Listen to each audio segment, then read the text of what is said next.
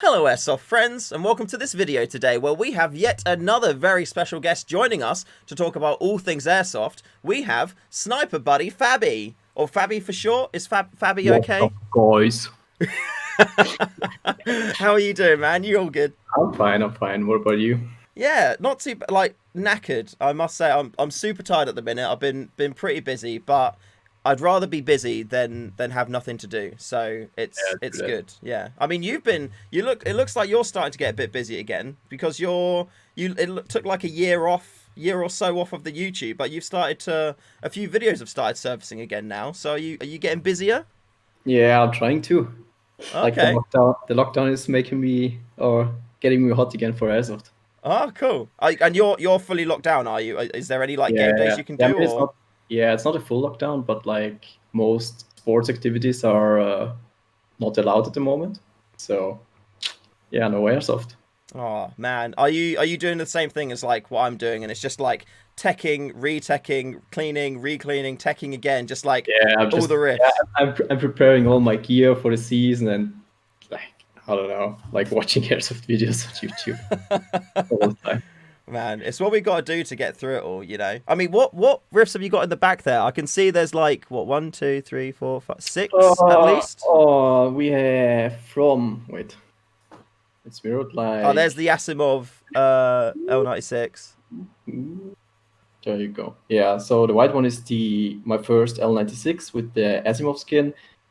Then we have the SSG10, SSG24, the new 3D printed stock from Silo, the SSG50 stock for the SSG10. Oh, okay, cool. Then we got I think this is an ICS DMR with an HBA engine now. And the last one is the SSX 303. Yeah. Oh, nice. That's cool. I mean, one of my questions was later on to say, do you prefer the SSG24 or the SSG10? But I feel like it'd be interesting to see how you would rate them from best to worst, and then we'll come back to that. Or not best to worst, from most favorite to run to like Yeah. least favorite to run. Like how would you rate them? At the moment, I gotta say the SG10 is my favorite, Okay. just because of the weight. Yeah. Like it's so lightweight. I just play the A1 stock, and dude, it's so nice to play. Like with all the cameras attached and shit, the SG24 gets so heavy. Yeah, man. I feel like that with the SSG96. Although I've not been able to play with the SSG10 because I got that. Mm. I think I got that slightly after I got the 96, I think, but I took them both to the same game day, but I couldn't run it, and then we were hit with lockdown. So I've got the SSG10, which is yet to be run in the field. And I think I've been busy this one. I've got a few other guns as well, which I bought and haven't been able to take out and play with them yet, so they're waiting to run. How do you find the HPA one that you've got there? Like, do you tend to take that out quite often?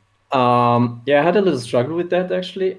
Like, it's not made to fit the ICS too Okay. well, so the trigger didn't work that well, and it was kind of a hassle. But now, due to lockdown, I had a lot of time to tinker on it, and now I think it works properly. So I cannot Okay. wait to run these.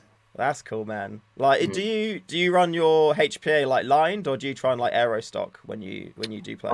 It's lined and with Okay. a backpack. Yeah. Oh, fair. Do you get on well with that? Do you find it's like too much different, just like running a standard like AEG or Bolty? Not really, actually. No, it doesn't get in the way too much. Like if you use an AR, you don't switch to your sidearm that often. Yeah. So you just hold it like in front of you most of the time. So there's no problem with the line. Okay, that's fair. I mean, I wanted to dabble in HPA because I was like, this seems like a really good idea. So I Mm. picked up a Tippmann M4, one of the V1 ones, and it was in such great condition, and it was so loud because it had like the recoil, like the heavy recoil stock in there, and it was just like an absolute monster. Like it scared people. I had times where I had no BBs left in the mag, and I'd like turn a corner and just like duh, duh, duh, and people would just call it. Like nothing came out, they just call it. It was that Yeah, kind but of I scary gotta thing. say, I love loud guns. Yeah. Like on our area, like scaring people, this is the best. Yeah. I Just mean, make like you go into a room or into a building and you have this loud ass SSP1 and people think like, oh my god, what's coming on me? And there's just a pistol and they're just so scared. Oh man, I was watching through a couple of your videos because I wanted to like try and get some really topical questions for you about or like things to talk about like content that you've put up, and I think I've probably watched the whole thing like 3 or 4 times now. But when you're just running around with the like the 6-shot grenade launcher, and there was like a bit where you were running through the tunnels, and then there's like 2 guys at the end, you shot. And then you put the hit markers on both of them, and then you just shot and hit them both exactly again. I was like, oh, those poor guys. Oh, no. Yeah. But the funny thing is, one of these guys didn't call his hit, actually. Oh, okay. So it was what, like the forward one seemed to be a little bit less Yeah, responsive. he was like, yeah, dude, I hit you as well. And, what's up? Like, okay, I just blasted you with 2 grenades and you complain. Yeah. Oh man, like, does it like hurt too much with that thing? No, I imagine it's more the shot, like, is it? If you grab a bunch of BBs out of your back and you throw it at people, that's okay. Oh, that's not too bad then. Like It's it looks scary, like it's like super painful, man. like this huge smoke cloud coming out, and yeah, people just get scared of it. Man, I'd like to play one day. I've got a mate who runs one of those, so I might have a little like cheeky go with it sometime. But it's a pain, actually. To get kills with it is so hard. Like, you need to get so close to people. So yeah, I don't know. Not a regular character, because you went through, you cleared everything, and then you ran back, got it, and then you kind of like took it. So it wasn't something which you were really like prepared to try and clear everything with. It was much more like I'm going to do a tactical sweep, and then when it makes sense that I can be combat effective with that, I'm going to grab it and then roll with it. Yeah. And I mean, we have done 2 videos with it already, I think, or 3. Like, Silo made 2, Norwich made 1, and like we usually run in a team then. Like, we have 1 carry and the dude with the grenade launcher. So you get the grenade launcher as close as possible to the enemies and then blast them. Oh man, it looks like so much fun. Like, so speaking of Novrich, like you pretty much got like quite well known from appearing in his videos. And I always thought that you're like, was it just he would call you his sniper buddy, and then your name was Fabi? Was that how it kind of came along? Like, that was basically how it happened. Yeah. Oh, okay, cool. So how did you guys actually start? Because it was from that where people were just constantly being like, I want to see more of Fabi, and then you did an announcement saying, I'm starting my channel because you guys want it, so here you go. How did you actually start playing with Novrich? Or Chris? Because he's Chris now. He's not Novrich now. He's Chris now. Yeah, true that. I just checked it before, and my first video was 5 years ago. Wow. And it was like this new field opened up close to me, the urban area, which which is also known as Airsoft Bhakti Roll. And yeah, I met Chris there, and he was pretty surprised actually that someone had a sniper rifle that can shoot farther than 50 meters, and that's pretty accurate. So, but like 5 years ago, you had BBs, and the heaviest BBs were .28s and .3. Oh wow, that's like nothing compared to today. Yeah, that's insane. Like, you need to check out like one of Christoph's first videos of the urban area, and like he shoots and the BB just drops like crazy. So it was just shit. Yeah, like really. AHG players were running around with .2s, and you had the .3s. Like, oh my god, super heavyweight BBs. So that was crazy. And yeah, we just keep talking, and one day then he made this Nerf versus Airsoft video. Okay. And so he didn't use his scope camera, which was this huge ass camcorder back then. Yeah, I remember that. Yeah, and he asked me if he can put it on my gun and I can record for him this day. And yeah, that's basically how it started. And I was so nervous that day, like, oh my god. I was just sitting in cover and was like, oh my god, I haven't done something cool for 5 seconds. I need to do something. Man, that's exactly how I felt. Like the second time, no, even the first time I went to play Airsoft, I put a GoPro on my gun.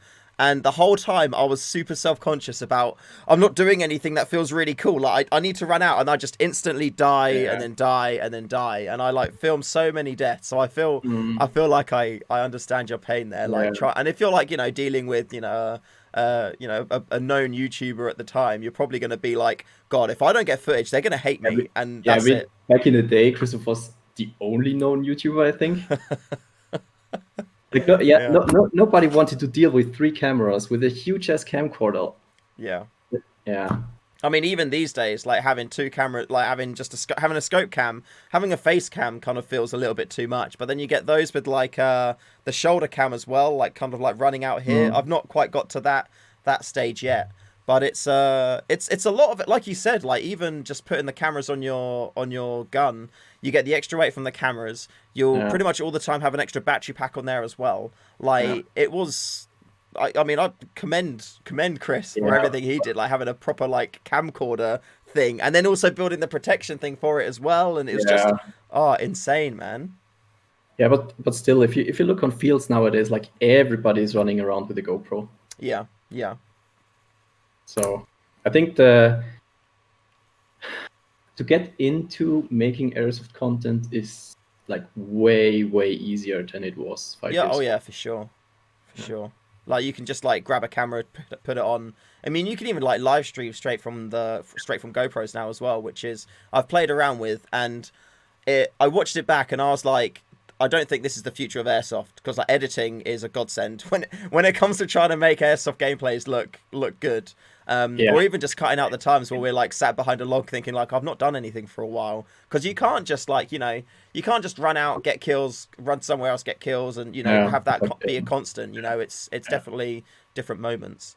You said that your first video with him was like 5 years ago. So how long have you been playing airsoft for then? It's been 12 years now. I started when I was 18. It's the legal age in Austria to play airsoft. Yeah. So yeah. Okay, cool. And what was it about airsoft that started you? Was it like a friend, or did you like hear about it?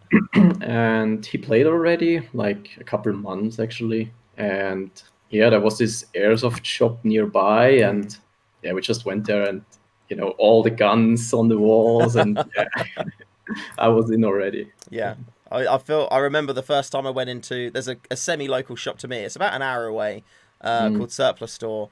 And you go in there, and the entire left side of the shop, or they've moved it around now because of like COVID restrictions and stuff, but that whole left side of the wall of the shop, it was just riffs. And then there was like some kind of like table bits, like pistols in it, some standing glass cases again with like more pistols in it, accessories like sights and grenades and things. And it's just this whole, seeing it makes you feel like you're in that the scene in The Matrix when they're like, we need guns, and then all of a sudden these gun racks come up, and it's such a cool feeling, man. Yeah, it is. I mean, the first game was weird. Like the gun was shit. My goggles just keep fogging up all the time, but it was still fun. Like running around in the woods shooting people. Yeah. I remember that. I think it's always like a G36. That was the rental gun that I had. And after the first game, I was just like, I need to buy a gun. Like, I don't care. So I went to the shop, and the dude there was like, you're here. I can see you're playing airsoft, so that's okay. I was like, cheers, mate. And he gave me it was a Vulcan ASL Mod M. And I loved it. It was I couldn't use it until lunchtime because I bought like batteries, a charger. We charged everything up there, and it was like infinitely better than that rental G36. I feel like it's giving G36s a bad name because they're just like everywhere you go, they're just all over the place. Like, here, you want a rental? Here's a G36. Yeah, I mean, I had a G36 as my first gun. Oh, there you go. It was from Classic Army, and it was a fucking piece of trash. Like, it was literally the worst gun I've ever seen. Yeah. But sometimes, like, bad guns, they force you to have fun with it. Because if you've got, like, I got a mate here who, the gun that he uses isn't that great. But granted, it was, like, super cheap. And it was like an X-Sight, like, rental M4 type thing. It's a front-wired one. And even though it was pretty naffy, it would then force him to play the way the gun wants to play. And he then still like had fun with it. Like, he wasn't treating it like it was like a 50-meter, spraying type gun. He knew that it was, need to try and be sneaky and get close. And he had a ton of fun with that. Yeah, but also like 12 years ago, the guns were just, all of them were trash. They were expensive and they were trash. And everybody knew it. Like, people were just saying like, okay, buy this gun, but you have to upgrade it because it's trash. Yeah. and you sit there, you buy something for, I don't know, over 300 euros, and like, okay, it's trash. It doesn't shoot well. It doesn't feel well. Yeah. Oh man, I'd So like I think, part of I me think would have we made a big step already. yeah. Like today, you just buy, even if it's a cheap gun, it shoots way better than years before.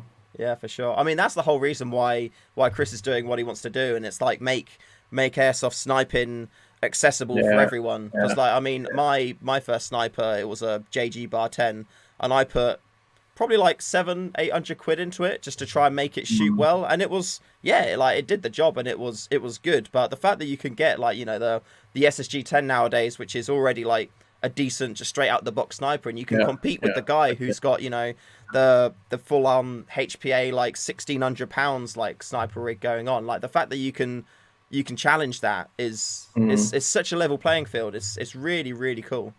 Yeah, but I think like Airsoft snipers, they're still somehow stuck in this mindset from years ago. Like you cannot buy a proper sniper rifle. You need to upgrade it. It's shoots way better if you upgrade it. Yeah, I don't know. Like, see, I disagree with that. I tested that.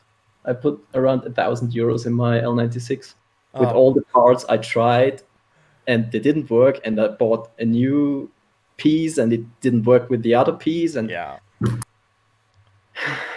sure. If you get like a list of good parts that you can throw in your Wears a ton, you might get it for a good price, and it works well. But the way to that, like it's easier these days, I think. But like back in the day, there was only this was called Airsoft Sniper Forum. Okay, yeah. And this was basically the only really good source where you can get shit.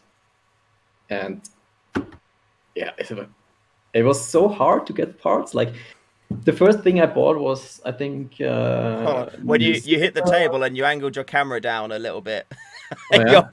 Shush your head. There you go. Boom. It was just like, I love the passion there. Just like, you just can't sniper now. And then all of a sudden, just like, boom. But there we go. I just wanted to have a rifle that shoots well. Yeah. And yeah, people were saying like, buy PDI parts. I'm like, okay. Have you ever tried to order PDI parts? I've not personally, no. Oh, yeah. So you go to this website, PDI, and it's not even called PDI. It's called Xfire. And like, huh? What? Is this the right homepage? Where I am? Everything is in Japanese, and you have no idea what's going on at all. And then you try to order something. Everything is in the stupid yen currency. There was no PayPal. There was, man, it was a pain to get this. And then you get the best hop-up chamber on the market, and it's just trash again. And like, oh my god, what is this? Why did I just spend 100 euros on this piece of trash?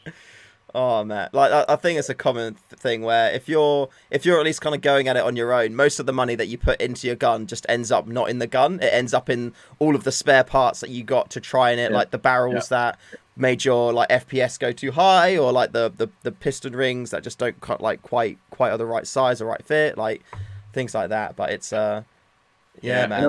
Nowadays it's way easier. Like you just go to YouTube, Google, what's the best parts, blah blah blah blah, and you get it. Yeah. Man, I don't envy trying to snipe like 12 years ago. That must have been like absolute.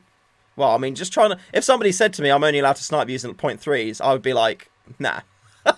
Yeah. I'd tell them to jog on. I'd be like, no, I'm not using 3s. I don't know. We were so excited when we found the .3s.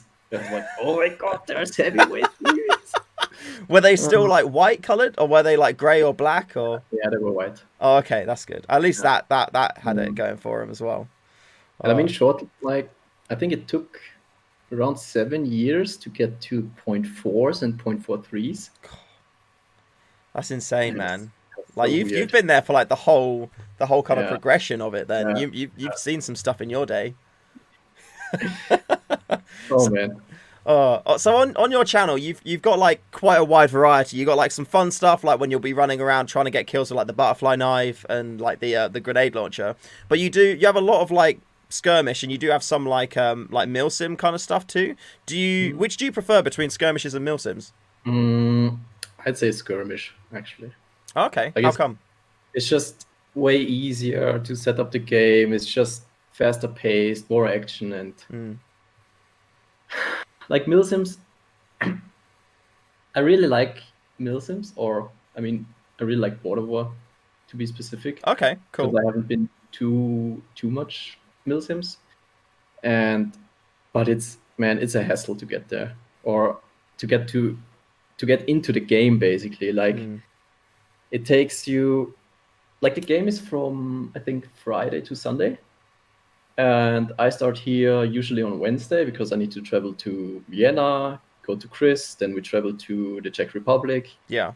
and yeah, and then you need also the Monday off because you need to travel all the way back, and yeah, just get your mind cleared up. And like when you're there, you need to sleep in the field. You just have so much stuff with you for 2 days, Yeah. and then you just walk through the woods for hours. So it's more like a rambling holiday than like Yeah, playing yeah. airsoft. I mean, the good thing is, like, usually for the last two events, we got invited by the Border War crew, Okay. and they obviously wanted us to make some cool videos. So they said, like, our small team of 4 people, we're not, we don't need to do like the usual missions. Yeah. Okay. So we can just operate on our own. We can go wherever we want. We can like just make a cool video, and yeah, that's it basically. That's cool.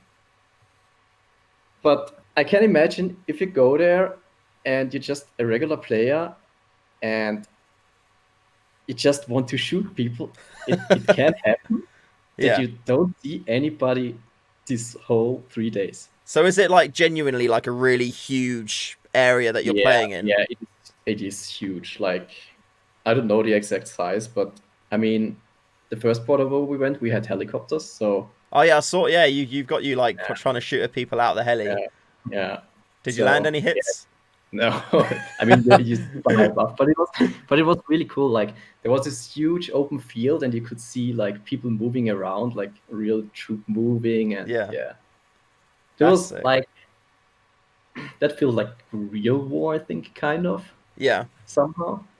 Just having, It's always just having possible, that, but like the armor or the tech there, it makes a really yeah, big difference. Like, yeah. there's a site near me called Imperium, who do like mil sim, they do battle sim and like skirmishes, and they try and incorporate a lot of story into what it is that they do. But they've got like they've got APCs. They recently got another tank. So doing the battle sim that we did when I was there, it was like we'd hold a position for so long, and then we get relieved. We go back to the FOB.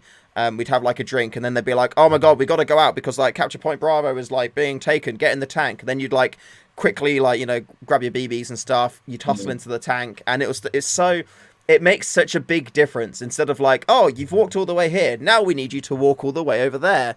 And it's I get tired of walking. Like walking is like one of my least favorite things to do. That's one of the reasons why I don't really like to exercise, and why airsoft is good, because it's easier to exercise when somebody's shooting a BB at you. Yeah, that's true. So I don't mind running then. Yeah.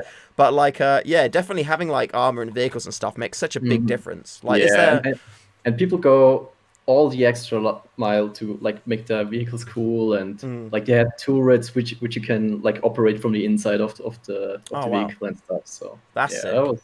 that was really cool.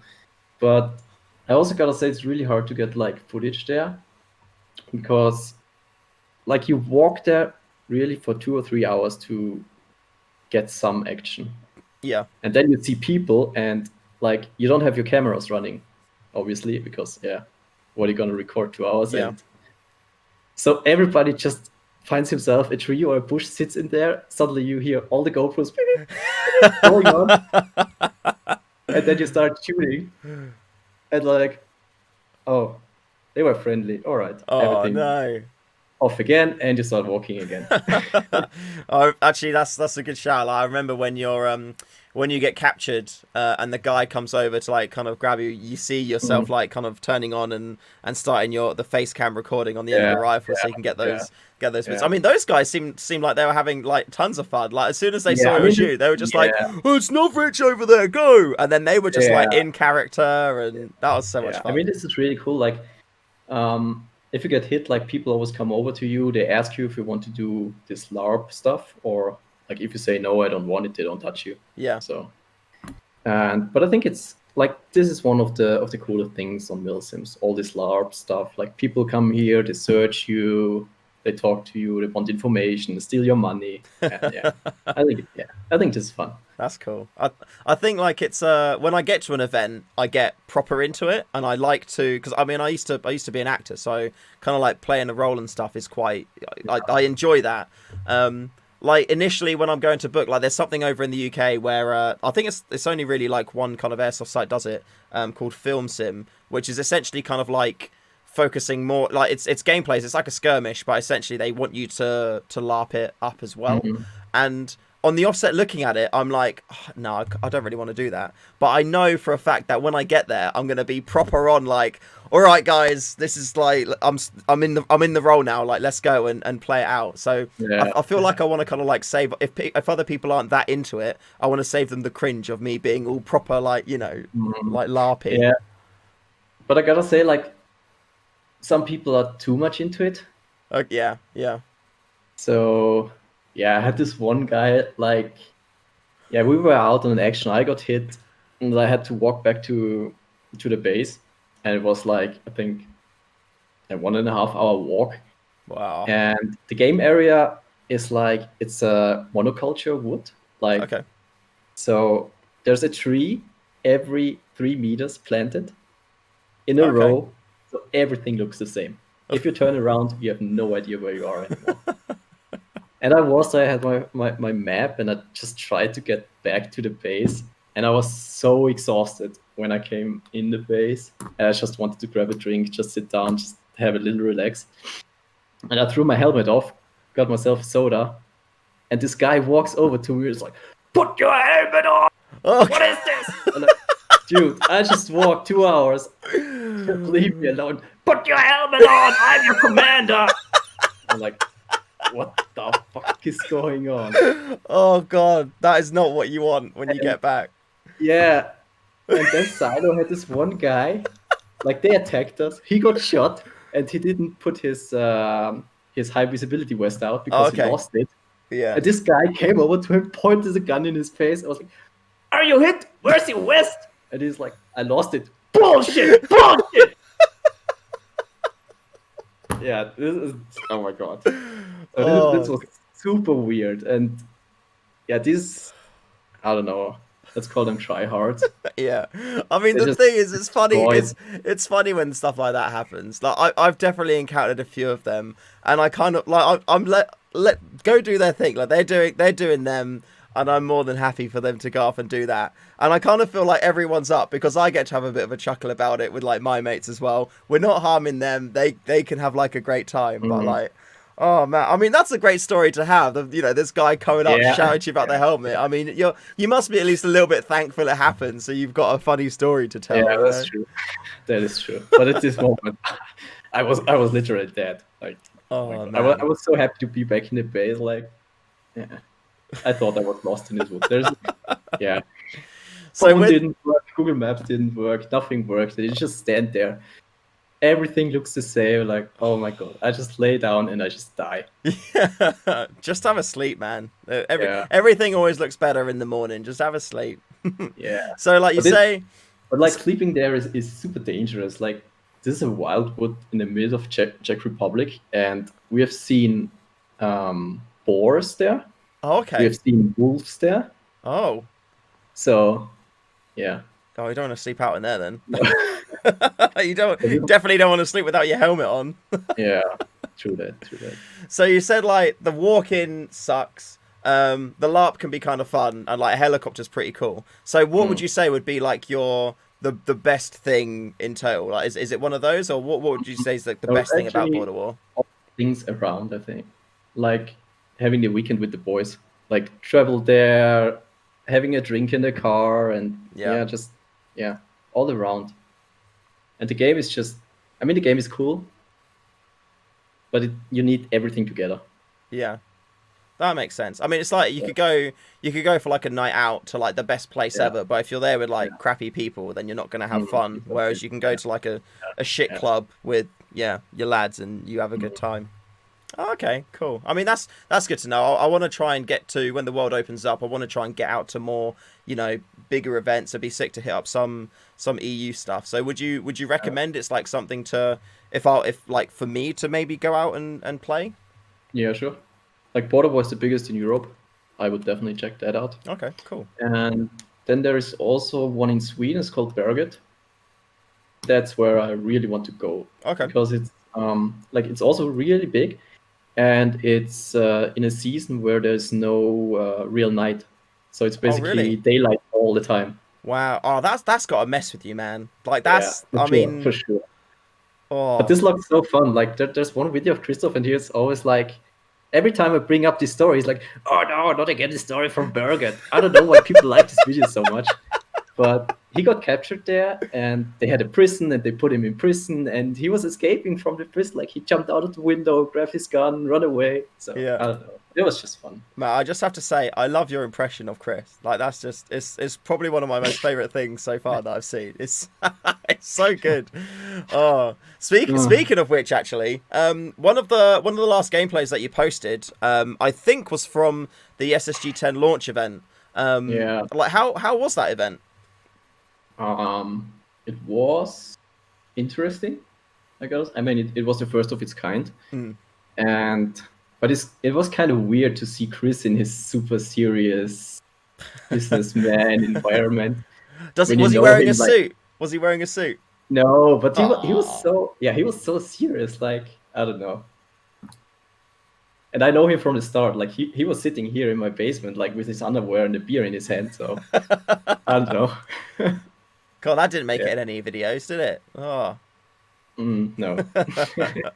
Oh, okay, that's cool. I mean, had you had much like hands-on time with the SSG10 prior to that? Did you like help out in like testing with the rifle or not, or was Not it? at all. No, Oh, no. okay. I So mean, you just. that was at the time when like Norwich the company was already kind of big. Mm. So yeah, it was it wasn't Chris alone anymore in his bedroom. Oh, okay. Yeah. No, that's fair. Yeah. Lots of much more serious people in suits, like trying to like. Yeah, Hopefully, yeah. the event goes well. I mean, it was super cool, super cool event, super serious. It was cool to meet all the creators there. Yeah. Unfortunately, I was super sick this weekend. Like we just came back from vacation in Thailand, and I think I'm not sure yet, but I think I got COVID there already. Oh, okay. Yeah. And Wow. like the game was just a pain. I ran 5 meters and I was dead. Oh, dude. So yeah, getting this gameplay through was oh my god. Difficult. Well, it came out good though. I mean, you were considering, you're ill at the time. You're quite sprightly as well, because I think it was what you and Silo were like climbing up on top of that doorway when it was like kind of pulling each other up and getting shots down. Like you wouldn't look at that and be like, "Core, he was poorly." Like you're going at it, man. That's like, I mean, Yeah. most people wouldn't even think about that if they're at 100%. Yeah, I mean, I went really, really early to bed this evening. Like when all the guys went out for beers and stuff, I was like, oh no, if I go out now, I cannot do a gameplay tomorrow. I will be dead. So yeah, I just went to the hotel and yeah. Just had a bit of a chill, just relax. I mean, it's nice. I mean, have a sauna, have a spa if they had that there. Yeah. I mean, I would have loved to join there, but yeah, I couldn't do it. Like That's fair. it was either spa and sauna or gameplay. I mean, I feel like, well, I'd probably have the spa and sauna, to be fair. I mean, this thing is, it's much more of a bigger European thing, I find, for to enjoy like a spa and sauna. Like in the UK, it's more of it's like, yeah, okay, but when I've been abroad for like in Germany especially, for like esports and gaming events, like every night it'd just be like, especially the Dutch, they'd just be like, sauna. And you'd be like, yeah, okay, cool, yeah, let's go. And then you just spend, it's so relaxing, man. So good. I mean, it's the same here, especially in winter. Like, go out for skiing, snowboarding, and then you just come back, go in the sauna. Yeah. It's the best. Oh, man, it's sick.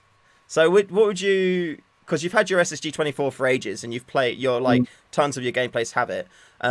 But you've also got SSG10 and you say you quite like it for the lightness. Which do you see yourself using more of, like, going forward?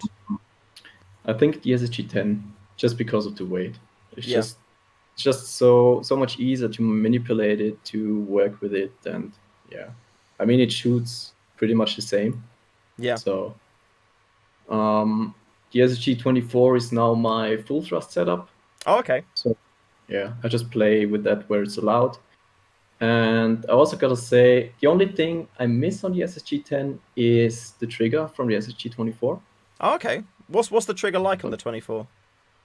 It's a two-stage trigger. So Okay. you have this like you pull it until you feel resistance, and then you know if you pull farther, it's gonna break the shot. Yeah. So yeah, I just like this more somehow. Oh, But okay. other than that, I mean, it shoots the same. Yeah. There's no super secret fairy dust that makes guns shoot faster or cheat physics, That's even fair. if people try to pretend that they do. But yeah. Do you run them like pretty much stock? I know you said you got full thrust in the 24, but have you like done anything to the guns, like different hop, different barrel, anything like that? Lately, I got the TDC mod from Tridus, if you Okay. know that. Yeah. And yeah, I put it on the SSG-10, and yeah, it works really well. Super consistent, and I just like the the screw for the hop-up adjustment, Yeah. so I can really set it to the point where I like it. That's But cool. other than that, it works, and it keeps working. Yeah. Now I've been thinking about trying to do something like that as well. I originally in my JG Bar 10, I tried to do just TDC it myself, and then I ended up putting I think about 4 holes in the outer barrel just because I was just going, this looks about right, and then it would slip a bit, and then I'd make a hole, and then it was off, and then I'd like in the end I was just like sod it, I'm just not gonna do that. But I mean it looks I feel like having the twist on the top, like you said, you can do much more smaller adjustments to it, and also it doesn't get in the way. It can be easy to sometimes catch it on like a glove or a tree or something, and then mesh your hop up. So okay, fair, something to think about. Now in terms of like something to think about. You said you started playing about 12 years ago. What advice would you give young little Fabi when he started playing airsoft? What would you say to him? Um, Not only to him, but to everybody else who wants to start, keep it simple. Okay, yeah, Like, I see people trying out airsoft and they buy a gun and they buy like every attachment they can fit on it. They buy like the heaviest plate carrier they can find with like 15 pockets around and stuff and everything filled up with magazines. yeah, And then they run around on our local field, and our local field is like, I think it's 150 by 200 meters. So why? yeah. I guess it's like when you go once, it's a little bit daunting because there's like everybody is just in full like tactical like army camo kind of stuff. So when you rock up in your jeans and you're like your Nikes and Nike trainers and things like that, you feel a little bit like, oh, I'm naked. Why don't I have those things? So then it kind of feels a little bit like you need to, because that's what everybody else wears. But it's Yeah, I mean, I can see why people enjoy this, like to reenact like certain military units, but then I see people like carrying around ropes and axes and I don't know, everything they can find in their garage. It's like, okay. I mean, as long as they're having fun, I guess Yeah, that's the important thing. Yeah. fair enough. That is true.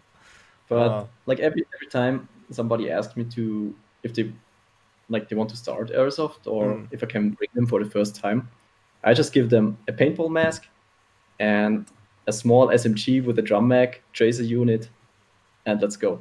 yeah. So there's no hassle with magazine changing. There's no, like, you can see the BBs flying really well. There's no, you don't need to use the red dot at all. You don't Yeah. need to reload. You can just focus on the game and not on your gear. And I think that's the way to get people into it. Yeah. I agree. I think that's positive. Super confusing gun, like, oh yeah, you need to do that. You need to reload. You need to push this button. Yeah. Then you, like, it's so overwhelming when you get to the field for the first time. Like, there's so many dudes running around. You have no idea where people are shooting from, and then you need to try and get somehow your gear Yeah. around and manipulate it, and yeah, I don't know. I think that's something that even like seasoned people can benefit from, because I'm super focused on making sure that every part of my kit is, like it makes sense, like it's got a tactical purpose. Like I don't understand people who, well, I understand it for like fun or for the aesthetic, but if we're in the middle of the day in like a woodland environment and you've got like a big old torch on your gun, why? Like there's no purpose of it being on there. All you're doing is you're adding extra weight to your gun that you're gonna have to carry around, and you could potentially break it. Like you could catch it on a tree, you could fall over or something like that, and you're not gonna use it. Like there was one time where I was playing at a site which has like an indoor bit and an outdoor bit, and we were playing just an outdoor game, but I was like, I'm just going to leave my torch on because I can't be bothered to take it off. And I found that I was trying to hold an angle through a window, and because the slice was so narrow, I couldn't actually get the angle I needed because my torch was that extra inch that was keeping me away as close to the frame as I could do. And I was just like, this is just a pain. So even now I'm like, if I'm definitely not going to be, I may be at a site and in 2 games time or the next game I may need a torch, but if I don't need it right now, I'm stripping it off because it's just going to get in the way, man. Yeah, true that. Same for me. Like if it doesn't have a purpose, it flies away. Yeah, I don't need it. Nah, that's the best way to be, I think. Yeah, absolutely. So with that being said, and I think this is like one of the well, for me anyway, it's one of the most exciting questions on here is, now you're away for a bit, you've done like a couple of videos, there's a couple of shorts on your channel as well. Now, are we going to be seeing more content come up on the Sniperbuddy Fabi YouTube channel? That's the plan. That is the plan. Cool. Definitely. Yeah, I had a long downtime, especially like after the SSG launch, there was the lockdown I think it was end of March already. Yeah. And then we had the Airsoft fields open up in summer again. But there I had a little, let's call it incident with another player. Oh. Where like, I just stopped playing this day, went home, throw all my shit into a corner, and I was just like, I'm gonna stop this. I will never play Airsoft again. So. Oh, mate, we'll have to talk about what happened there another time then. We'll have to. Yeah. That sounds like an interesting story. But yeah. Now I figured stupid people are stupid, so. Yes, yes, that's completely true. That's completely true. Take fun out of your game. Yes, that's it. You should don't worry about stupid people or what they do or what they say, because they're, if anything, they're gifted because of their ignorance, and they walk around not knowing the impact that they have. So yeah, don't let stupid people affect you, dude. Just like do your thing and like have fun, man. Yeah. And now I'm just sitting here watching Airsoft videos all over again. And cannot wait to get out and make some new videos. Sick, man. So it's literally just going to be, as soon as your lockdown like kind of relaxes enough for like Airsoft fields to open, you're going to be out, you're going to be playing, you're going to be making those videos. Yeah. Sick. I mean, I have so many new stuff here. Mate, I think we all do. Yeah. I got so many guns to like. Mate, this is my most favorite one at the minute to get out in the field, and it's my little like AAP build. Oh, nice. I'm so hyped to run this. I'm like running 4.6s on it.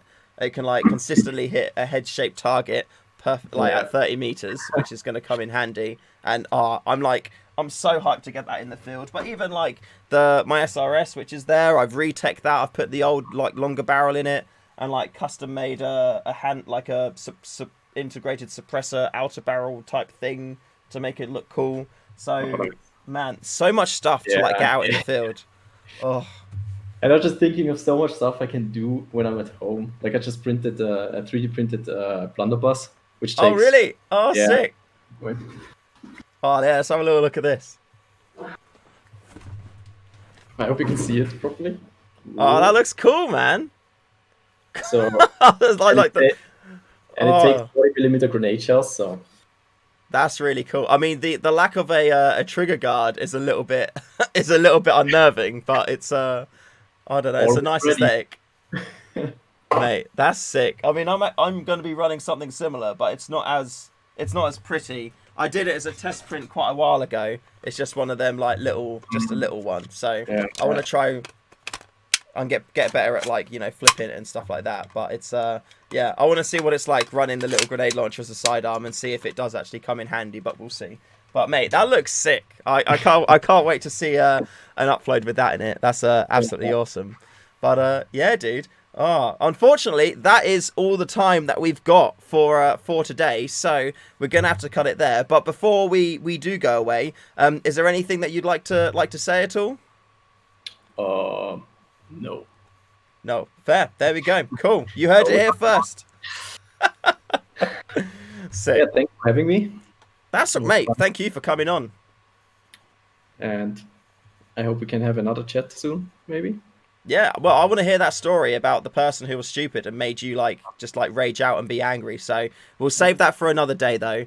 Thanks again. Once again, thank you again for coming on, dude. And hopefully, at some point when lockdown eases a lot, either you can come over and play some UK, or I can head over there. And I want to get into the EU side of things and just get some games going. So hopefully, at some point, we'll be able to go out, get some games, have some beers, maybe have a sauna together, you know?